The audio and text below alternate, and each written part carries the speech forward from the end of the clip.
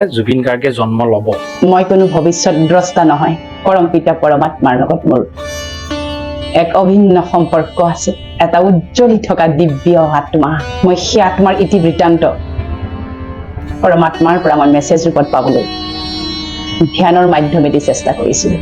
আৰু ক'ত জন্ম ল'ব তেওঁ এটা অনুমান কৰিছে, ইংৰাজ সাম্ৰাজ্য থকা ইংৰাজী চহৰত জন্ম ল'ব বুলি কৈছে। গতিকে ডেফিনেটলিটো আমাৰ অসমত ইংৰাজী চহৰ নহয়, যিহেতু সেইটোৱে দুখ হ'ল অসমত জন্ম নলয়, কিন্তু তেওঁ কোৱা মতে 100% চান্স আছে, 100% চান্স আছে বুলি কৈ আছে তেখেতে। ছিংগাপুৰৰ কোনো দৰিদ্ৰ পৰিয়ালত জন্ম ল'ব। ছিংগাপুৰতে মৃত্যু হৈছে, ছিংগাপুৰৰে কোনোবা দৰিদ্ৰ পৰিয়ালত জন্ম হ'ব। আৰু তেখেতৰ ভিডিঅ'টো সম্পূৰ্ণ মই চোৱাৰ পিছত মোৰ কেইটামান কথা মনত আছে, কৈ দিওঁ। তেওঁ কোৱা মতে প্ৰায় 9 মাহমানৰ পাছত, আজিৰ পৰা 9 মাহমানৰ পাছত ছিংগাপুৰৰ কোনোবা দুখীয়া পৰিয়ালত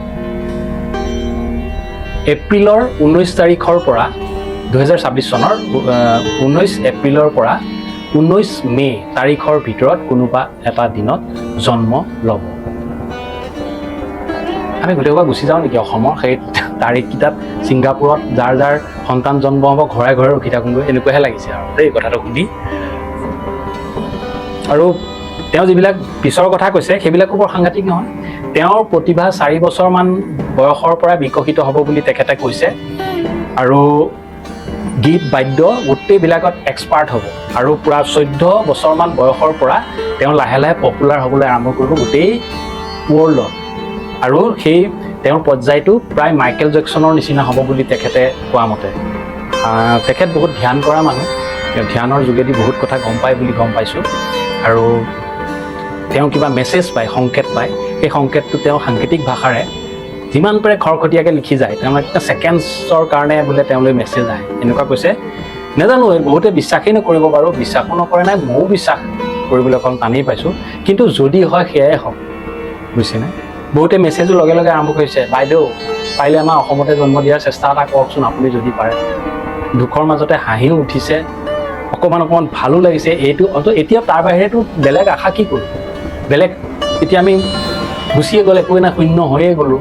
এই শূন্যৰ মাজতো যদি আপুনি যদি ক'ৰবাত পানীত পৰে, বকাই আছে, নাও বাদ দিয়ক, ভূৰ বাদ দিয়ক, সৰু যদি কাঠৰ মানে গছৰ ডাল এটাও আহে, আপুনি তাতে ধৰি পেলাই বাচিবলৈ যেনেকৈ চেষ্টা কৰিব, ঠিক তেনেকৈ এই ভিডিঅ'টো চোৱাৰ পিছত মোৰ তেনেকুৱাই অনুভৱ আৰম্ভ হৈছে। আৰু বহুত কথা কৈছে, ধৰ্মৰ বিষয়ে কৈছে তেখেত, খ্ৰীষ্টিয়ান ধৰ্ম হ'ব। আৰু জুবিন দাই জনামতে খ্ৰীষ্টিয়ান ধৰ্ম বেয়াও নাপায়, ভালেই পায়, সকলো ধৰ্মই তেওঁ ভাল পায়, তেওঁৰ কোনো ধৰ্মই নাই বুলি আমাক কৈ গৈছে। তথাপিও এতিয়া যেনেকৈ তেওঁ হিন্দুত্ব ধৰ্ম আছিলে, সেই সময়ত হয়তো খ্ৰীষ্টিয়ান ধৰ্ম ৰূপে তেখেতে হ'ব সেই বুলিয়ে কৈছে। জন্মৰ তাৰিখটো লিখি ৰাখিছে, মই কৈছোঁৱেই 19 এপ্ৰিলৰ পৰা 19 এপ্ৰিলৰ পৰা মে'ৰ 19 তাৰিখৰ ভিতৰত বুলি কৈছিলে। ৰ'ব শুনিব,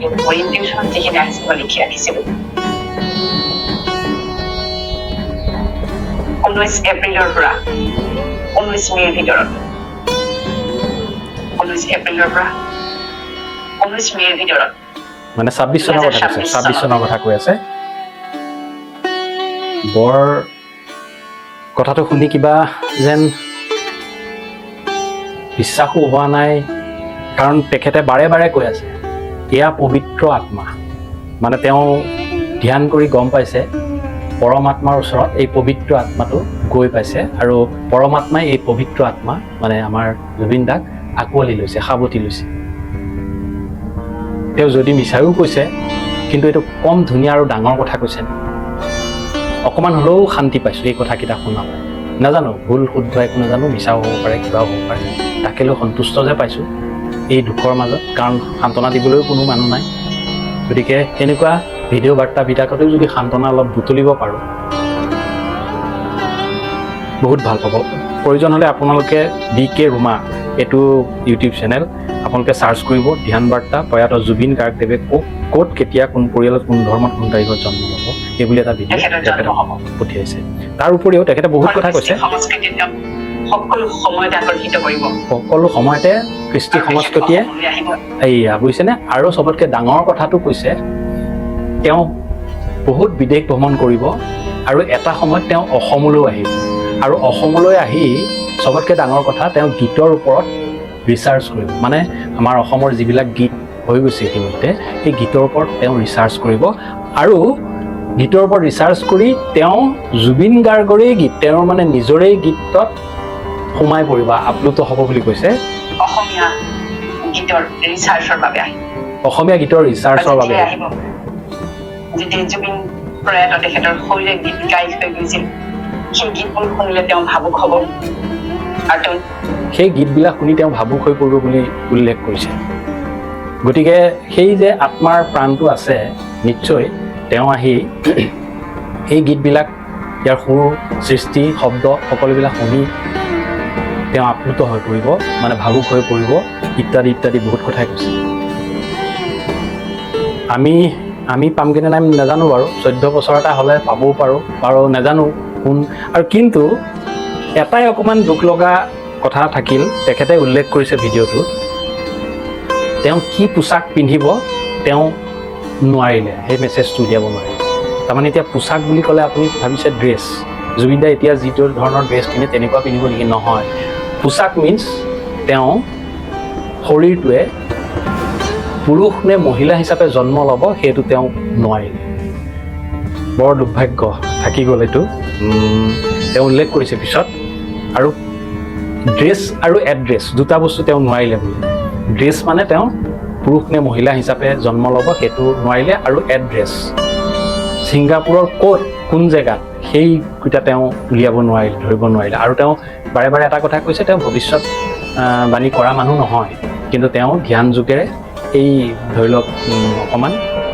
কিবা বাৰ্তা পাবলৈ সক্ষম হয় সেইকাৰণেহে তেওঁ এই কথাবিলাক সেই যুক্তিতহে কৈছে গতিকে মানুহে এইটো ভুল বুজিব নালাগে দেই এইটো যদি এটা মিছা কথা ক'লে মানুহৰ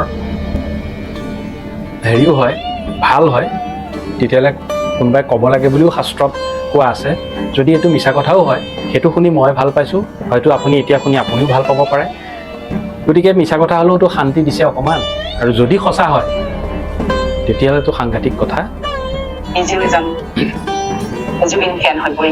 তেওঁ নিজেও জুবিনৰ ফেন হৈ পৰিব নিজেই নিজৰ ফেন তাৰমানে সেইটো বুজাবলৈ চেষ্টা কৰিছে জেনেৰেশ্যন বিটাৰ এক অন্যতম আকৰ্ষণ অদ্ভুত আকৰ্ষণ হ'ব এজন ফিলান্থ্ৰপি হ'ব মানে তেখেত অকল মানে অসম বুলি কোৱা নাই মানে সমগ্ৰ বিশ্বতে তেওঁ এজন মানে প্ৰসিদ্ধ ব্যক্তি হ'ব পৰম পুণ্য পবিত্ৰ আত্মা বাৰে বাৰে কৈছে পৰম পবিত্ৰ পুণ্য আত্মা যাৰ হৃদয় পৃথিৱীৰ দৰে বহল আৰু যিখিনি এতিয়া গুণ আছে সেই গুণখিনিও তেখেতৰ থাকিব আৰু ডাঙৰ কথা এটা কৈছে এতিয়া যেনেকৈ জুবিনদাৰ পানীলৈ ভয় আছিল জুইলৈ ভয় আছিল তেখেতৰো সেই মুহূৰ্তত জন্মসূত্ৰেও সেই বস্তুবিলাক থাকিব তেখেতে গতিকে পানীৰ মাজেৰে বেছি ট্ৰেভেল নকৰে এয়াৰ দি কৰিব বেছিভাগ সেইবিলাক পৰ্যন্তও কৈছে অন্ততঃ পৰিচয় দিবলৈ আমি জুবিনৰ দেশৰ মানুহ তাৰোপৰি আমাৰ কৰ্তব্য এই 13 দিন আত্মাই শৰীৰৰ আশে পাশে থাকিব তাৰমানে এই 13টা দিন আত্মাই শৰীৰৰ আশে পাশে থাকে বুলি কৈছে উল্লেখ কৰিছে তাৰপিছত তেওঁ ড্ৰেছ সলাই নতুন এটা জীৱন আৰম্ভ কৰিবলৈ সেই আত্মা আগবাঢ়ে সেই বুলি উল্লেখ কৰিছে তাৰমানে কথাবিলাক বৰ কেনেকুৱা ধৰণৰ ন যদি সঁচাকৈ তেনেকুৱা হয় তেনেকুৱা এজন পুৰুষ নে মহিলা এতিয়া ধৰিব নোৱাৰিলে জন্ম হৈ সেই স্থান পূৰাব যদি আপুনি জীৱিত থাকে বা এই কথাবিলাক এটা সময়ত আপুনিও মনত পেলাব হয়তো আৰু 14-15 বছৰৰ পিছত যদি এনেকুৱা সৃষ্টি এটা সঁচাকৈ হয় তেখেতকো মই চেলুট দিম তেখেতৰ যিটো ধ্যানৰ সাধনা সেইটোকো চেলুট দিম আৰু নিজেও ধন্য হ'ম আমি যদি থাকোঁ সেই সময়লৈ তেতিয়া হয়তো অলপকৈ হ'লেও বাৰ্ধক্য অৱস্থাত এনেকুৱা ৰূপ এটা আমি হয়তো পাবও পাৰোঁ বেলেগ আকৌ এবাৰ উভতাই পাবও পাৰোঁ সেইটোৱে মোৰ এইটো এটা লাগিছে আমাৰ পিছৰ প্ৰজন্মৰ মোৰ ল'ৰা ছোৱালী হওক বা মোৰ ল'ৰা ছোৱালী হয়তো সেইজন মহান ব্যক্তিক আকৌ পাব। গতিকে ই যেন যুগ যুগান্তৰলৈ চলি থাকক, সেইটোৱে এই ভিডিঅ'টো চোৱাৰ পিছত আশা কৰিছোঁ। ভিডিঅ'টো হঠাৎ পোৱাৰ কাৰণে ভাবিলোঁ এইকেইদিনটো খুব উজাৰিছোঁ, কাৰোবাৰ ওপৰত খং উঠিছে, জুবিন দাৰ ওপৰত তদন্ত হ'ব লাগে, সেইবিলাকৰ ওপৰতো কৈ আছোঁ। কিন্তু এই ভিডিঅ'টো চোৱাৰ পিছত অকণমান মানসিকভাৱে অকণমান ডাইভাৰ্ট হৈ গৈছিলোঁ। সেইকাৰণে ভাবিলোঁ আপোনালোকৰ লগতো কথাটো শ্বেয়াৰ কৰোঁ। ভাল লাগিছে, ইতিমধ্যে যথেষ্ট ভিউজো হৈছে। গতিকে হওকচোন, এনেকেই হওক, যদি সঁচা হৈ যায় কথাবিলাক। শুনক আকৌ এবাৰ। আৰু মানুহে হেৰাই যোৱা এটা চৰিত্ৰ মাইকেল জেকচন, হেৰাই যোৱা চৰিত্ৰ মাইকেল জেকচন, প্ৰায় তেনেকুৱা ধৰণৰে তেখেতক আদৰি ল'ব। মাইকেল জেকচনৰ মৃত্যুত পৃথিৱীৰ ভিতৰত ৰেকৰ্ড হৈছিল, সিমানখিনি অনুৰাগী ভৰি গৈছিল। 2 নম্বৰ পজিশ্যনত পোপ বুলি যিজন ৰজা, কিং বুলি কয়, তেখেতৰ তাত 3 নম্বৰ পজিশ্যনত ৰাণী এলিজাবেথ আৰু 4 নম্বৰ পজিশ্যনত আমাৰ মৰমৰ জুবিন গাৰ্গ। ইমানখিনি জনতা আজি দেখা গৈছে, সেইটো বিশ্ব ৰেকৰ্ড ইতিমধ্যে হৈছে, সমগ্ৰ বিশ্বৰ ভিতৰত এইটো হৈছে। আৰু জুবিন দাৰ পৰৱৰ্তী জনমত তেওঁ আকৌ 1 নম্বৰ পজিশ্যনত, হয়তো চাগে জুবিন দা এইবাৰ 4 নম্বৰ পজিশ্যন পালে কাৰণে নেক্সট বাৰ আকৌ 1 নম্বৰ পজিশ্যন ল'বলৈ গৈ আছে দেই। এনেকুৱাই লাগিছে, জুবিন দা সদায় 1 নম্বৰে হওক, আৰু আমাৰ পিছৰ প্ৰজন্মই আকৌ জুবিন দাক নতুনকৈ পাওক। জুবিন দা আকৌ আহি আছে আমাৰ মাজলৈ, মনত ৰাখিব, আহি আছে। এই ভিডিঅ'টো সত্য হওক, আপোনালোকে চাৰ্চ কৰিব BK ৰোমা ধ্যান বাৰ্তা প্ৰয়াত জুবিন গাৰ্গ ক'ত কেতিয়া কেনেকৈ জন্ম হ'ব। ভিডিঅ'টো সামৰিছোঁ, কৈ দিলোঁ আৰু মনত ভাল লাগিছে যে অকণমান কিবা এটা হ'লেও